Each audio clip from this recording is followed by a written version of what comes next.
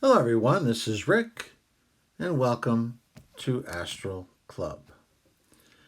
Today's episode was a interesting little short future trip I took to about 100 or so years in the future, I guess. And let's call it Future Astral Trip to a Lunar Mining Base. Before we get started, just want to mention a couple of things. If you'd like to support the important work of Astral Club on Patreon, um, you'll become a supporter. There'll be no commercials. You'll get your emails, your videos in advance. There's an email there where we can talk back and forth, and you can also offer comments and suggestions, which I will definitely give priority to due to your Patreon patron status. If that's something you're interested in, there is a link in the description. Next one is Wednesday at 5 p.m. here in the Eastern time zone of the United States. I will be now offering 2 videos a week. You've all twisted my arm, and I'm saying uncle. So there's going to be 2 videos now. The usual one that you're used to watching on Saturdays, and then the one which I will release Wednesday, 5 p.m. Eastern Standard Time here in the United States. So, whatever that time is where you live, just make a note, or better yet, make sure you're subscribed and you've rung the bell notification so that you get notifications, because I know there's a lot going on, so it's just a lot easier when you're automatically notified. So 2 Astral Club videos now going to be happening every week. There's just a lot of things going on that I want to share. Plus, I think it'll also give me a chance to do more question and answers. I never do as many of those episodes as I like, and I'm hoping to be able to do some of that as well. So, let's talk about this future astral trip to a lunar mining base. Many times when I leave my body, if I'm interested in going into space but don't want to go on a long trip, I'm just not in the mood, I'll head to the moon. It's a much shorter trip. The unconsciousness period is very brief at this stage of the game, so it's a lot easier, and it's interesting to explore, the landscape, and I have fun. But this particular time, I started thinking, I wonder if we'll ever have a base here on the moon. I wonder if that'll happen in the future. So I started concentrating on that. And nowadays, it doesn't take too much will for me to get a process like this started. Because once you've gotten used to doing something, it's just so much easier to get back into doing it again, whatever it is. Once you've learned a skill, it's easy to slip back into that same skill again. So, yes, I had a very brief period of unconsciousness, and I found myself I didn't know at first, but I was at the South Pole of the moon. And I was hovering inside of some sort of a see through, let's call it plastic. I doubt it was plastic, but let's call it that because I don't know what the heck it was. A long tube. And inside this tube, there was a cylindrical car that had people inside of it, and that this tube was traveling within that larger, let's call it plastic tube. And there were people inside there who didn't have any sort of apparatus on them. So there was obviously some sort of, um, control as far as temperature, atmosphere, what have you. And it was a mixed bag. These weren't astronauts. They looked to me like regular people. There was men, women, and there was a couple of kids. And I wasn't, I couldn't be seen. So I didn't have any physicality to me. What I was able to do was I found this guy who had a fairly open mind, and I was able to what I call audit his experiences. I didn't try to control his body or anything like that. I just was able to hear what he was hearing, and I was able to pick up a few surface thoughts too, and there's some surface emotions. But, I could see perfectly well. But when it comes to hearing sounds, it's a lot easier if you can audit them through a physical person, especially if they're physical sounds.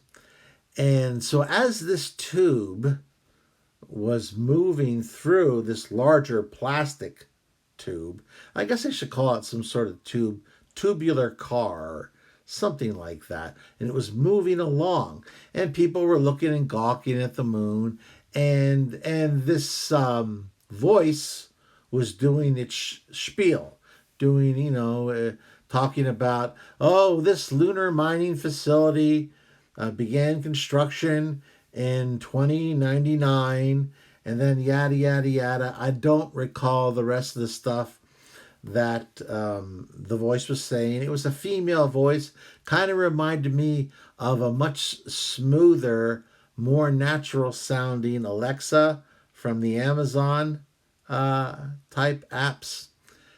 And it was going through the whole history, and I was too busy just kind of staring around, watching the people, just trying to take all this in.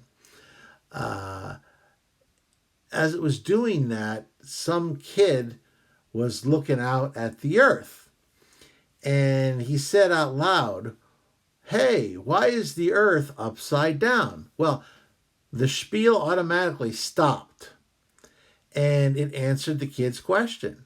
So now I don't know if this is somebody from far, from a remote station, or if it's some sort of artificial intelligence that's meant to, present something. But if somebody asks a question, it pauses and answers the question. And it started saying, when viewed from the moon's south pole, the earth appears to be upside down.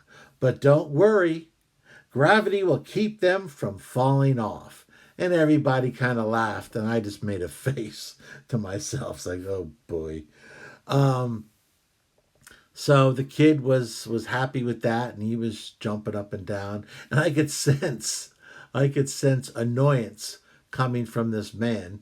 I don't know. I didn't dig in deep enough to know whether it was his kid or whether it was just someone else's kid that was annoying this guy. But then someone else piped up and asked the question, "So what do you mine here?" And they started listing off a number of things that they mine. They mentioned that they mine titanium, hydrogen, and a number of elements that I recalled later on, and I looked them up, and they're just a bunch of rare earths. They all fall under that category of rare earths. And if you haven't heard of rare earths, there are a lot of different types of somewhat rare minerals that are used in a wide variety of electronics and defense systems, and you name it. Right now, a lot of them are mined in China. They tend to cause a lot of pollution and environmental damage in the mining process. So a lot of other countries have restricted it. China doesn't bother; they don't seem to mind, and so they have a major grasp of that market. But those are some of the things that the voice said that they mined. Then, since there were no more questions, it paused for a second or two. Then it started yakking about how efficient their water recycling and O2 scrubbing units were, and that all the water consumed came from the moon, lunar craters that had never been exposed to the sun, and their O2 scrubbing units ensured that there was always fresh oxygen for everyone. So don't worry, you'll be able to breathe as freely as you do on our home planet Earth. Uh, and then it started, I guess I should have paid more attention, but I was eager because we seemed to be traveling closer to a big crater. And I was hoping that it was headed towards the actual mining operation. I mean, that's what I wanted to see. Now, I didn't know what to expect. Now, I'm a little ashamed to mention this, but the first thing that came to me was, am I going to see guys, miners in, astronaut costumes with old-fashioned pickaxes, hammering away at the moon? Now, I only thought that for a half of a second. Obviously, that was ridiculous and stupid. But then I thought, well, I mean, maybe they'll be there, with drills and stuff and drilling into the wall, or I don't know. But as we got, and it was interesting because as we slid down into the crater, there was a sensation of falling, but you could tell. I think the difference in the moon's gravity, it wasn't. I mean, I wasn't physical, but I looked at the people's faces and whatever, and they ended up not being as fearful as they thought they were going to be because of the decline into the actual shaft. Now, so far, this whole experience kind of reminded me of. Have you ever been on that can tour at Hershey Park in Pennsylvania? For anyone who's never been there, it's just a big amusement park. It is sponsored by the Hershey Corporation that makes, that great plasticky chocolate that all we Americans love so much, and the Europeans don't understand why we love that garbage. But there's a Cantor ride when you first get to Hershey Park, and what it does is it takes you around in this little ride car and shows you, oh, this is where the cocoa beans are ground, and all the rest of this kind of stuff, and it takes you along and shows you in a canned way the manufacturing process and what have you. This is kind of off the side, but they used to give real tours of the factory when I was a kid. And I remember going there in elementary school. And they took us through the actual factory back then. And one of the reasons this memory is so clear to me is that they took us into the unsweetened chocolate room. And if you've ever smelled a powerful smell of unsweetened chocolate, I hope you have a strong stomach, because one of the kids in our group, lost his lunch all over their sterile little unsweetened chocolate room. I mean, perhaps that's why they actually stopped the actual Hershey factory tours and instead made that ride. They didn't want kids, losing their lunch all over their manufacturing facility. At any rate, this whole thing, it had the character of an amusement park ride. But, to be honest, it was also informational, so it was interesting. Now, do I know what date this was while I'm thinking about it? No, I don't. That's the problem. The only date I remember that I paid attention to was we started, we started construction on this lunar mining facility in 2099. I remember 2099.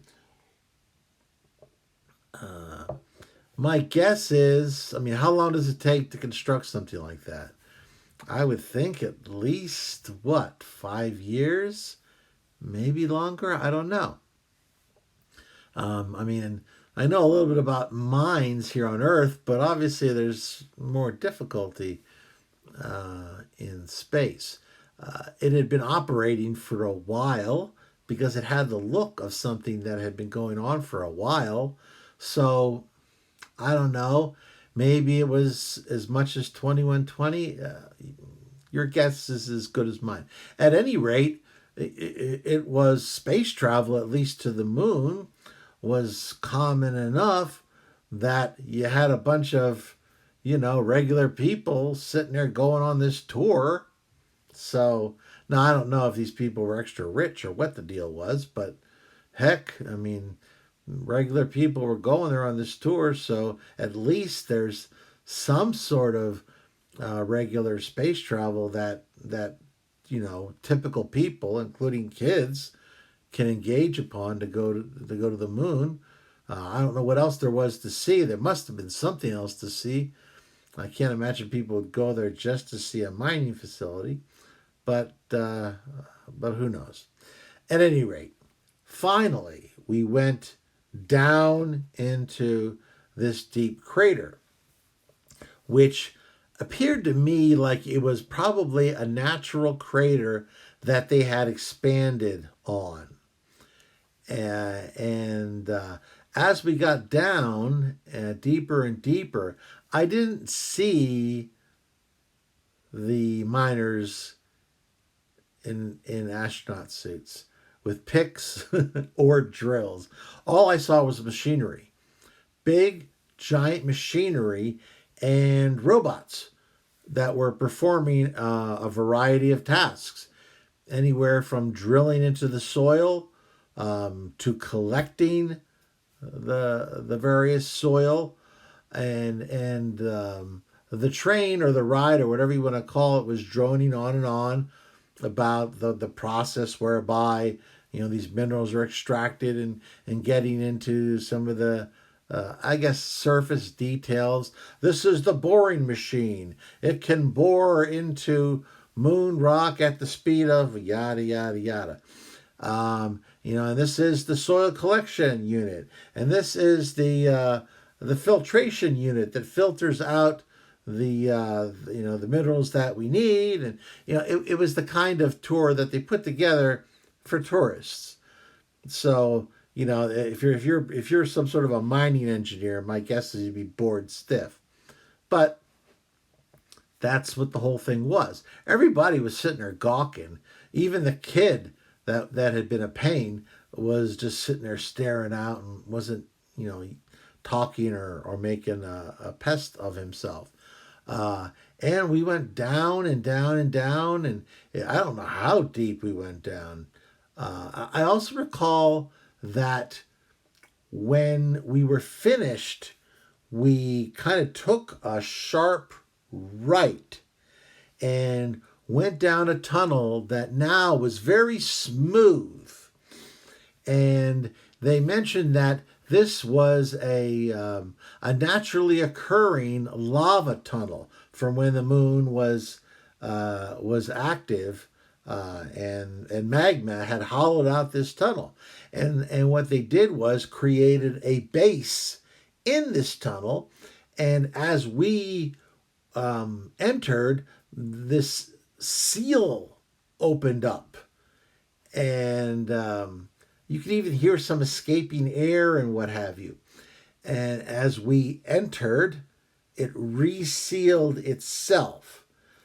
Then everyone exited the ride, if you want to call it that, and was oohing and ahhing. And we were on this platform, and there was an informational station there, also with an AI. I was expecting to be greeted by somebody, but no, it was some sort of an AI unit that was thanking people for coming to visit our lunar mining facility, and they were asking, "Do you have any remaining questions?"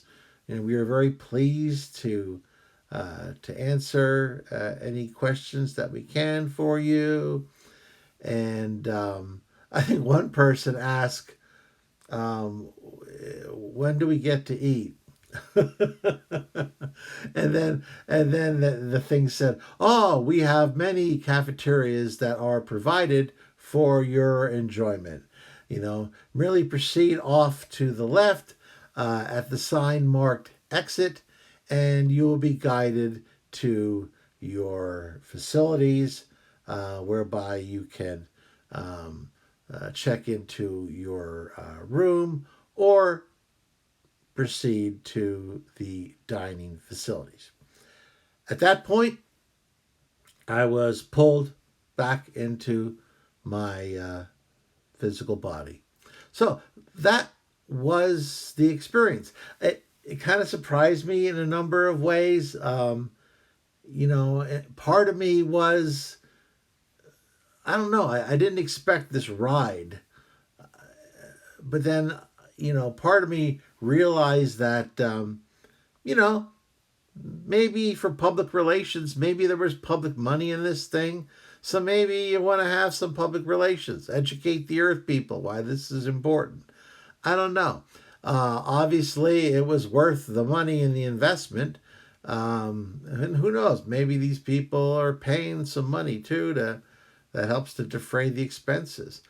I didn't see, really, now that I think of it, I didn't see any actual humans other than the ones that were in that little tour with me.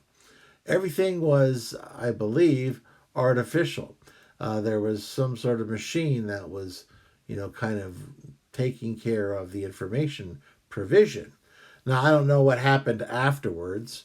I have to believe there's some humans somewhere, but I just didn't get a chance to meet them. At any rate, I think it's a positive thing.